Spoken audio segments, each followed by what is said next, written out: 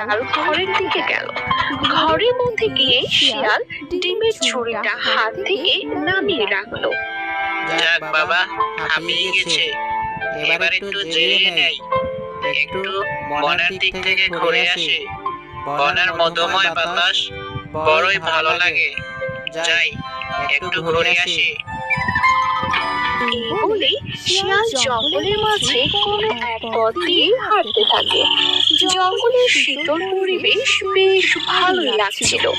চারিদিকে পাখিদের কোলাহল আর নদীর স্রোতের শব্দ শুনতে শুনতে শিয়াল যাচ্ছিল। এমন সময় দেখলো পাশে একটা ছাগল ঘাস খাচ্ছে। শিয়াল থেমে গিয়ে ছাগলকে জিজ্ঞেস করলো, কি গো ছাগল বোন, কেমন আছো? শিয়ালের কথা শুনে ছাগল ঘাস খাওয়া বাদ দিয়ে শিয়ালের দিকে তাকালো।